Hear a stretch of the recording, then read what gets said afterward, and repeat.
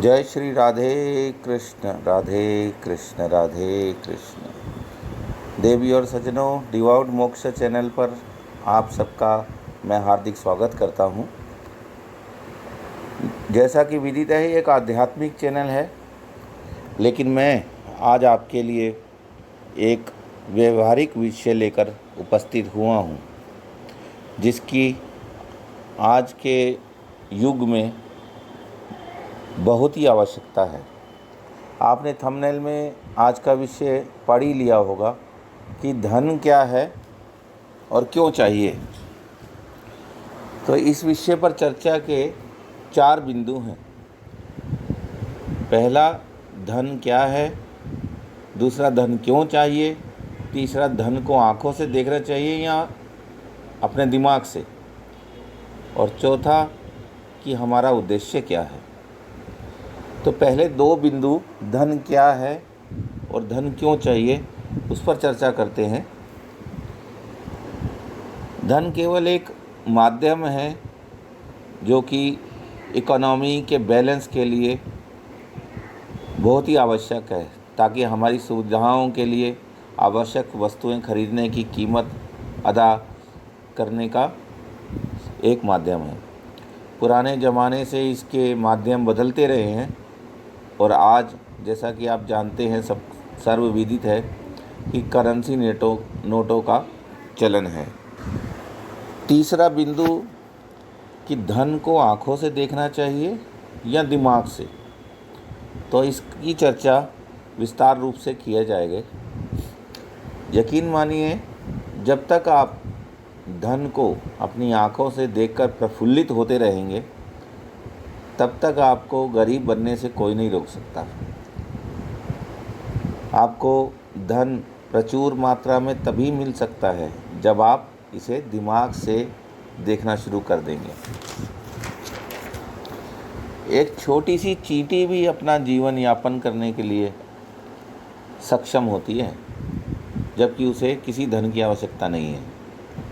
लेकिन मनुष्य के पास इतना बड़ा और उम्दा दिमाग होने के बावजूद भी इसका इस्तेमाल ना करके अपनी आँखों का इस्तेमाल करता है और धन को देखने के लिए आँखों का इस्तेमाल कर प्रफुल्लित होता रहता है। यही कारण है कि धन के संघर्ष में ही उसका जीवन यापन नहीं हो पाता है। यहाँ दिमाग से धन देखने का अर्थ यह है, आपको केवल एक ऐसी योजना बनानी है जिससे कि यदि आप कोई कार्य ना भी करें तो भी धन अर्जित होता रहे और आपका जीवन यापन होता रहे, तथा आप धन के बारे में ही हमेशा सोचने की बजाय जो आपका जीवन का लक्ष्य है, उद्देश्य है, उसे भी पूरा कर पाएँ। लेकिन इसके विपरीत हम करते क्या हैं? हम केवल एक ऐसी नौकरी की तलाश करते हैं और मृत्यु पर्यंत जीविका के लिए नौकरी करते रहते हैं। जब धन कमाने के लिए नौकरी करना बंद कर देंगे, तभी आप अमीर धनाढ़ बनने की राह पर चल पड़ेंगे। यदि आपको नौकरी करनी भी पड़े तो आप धन के लिए नौकरी न करें, आप अनुभव या एक्सपीरियंस के लिए नौकरी करें। यह फार्मूला भी एक 3 ई से निर्धारित होता है। 3 ई का अर्थ है, पहला ई एजुकेशन, दूसरा ई एक्सपीरियंस और तीसरा ई एक्सेसिव कैश। जब आपके पास एजुकेशन होगी, एक्सपीरियंस होगा, तभी आपके पास एक्सेसिव कैश या प्रचुर मात्रा में धन आएगा। तो आप समझ गए होंगे कि आपको केवल एक ऐसा प्लान बनाकर उस पर अमल करना है। अगर आप प्लान नहीं बना पाएंगे तो आप कभी कहीं नहीं पहुंच पाएंगे, तो आप अपने उद्देश्य तक नहीं पहुंच पाएंगे। कि आप चौथा बिंदु जो है वो ये है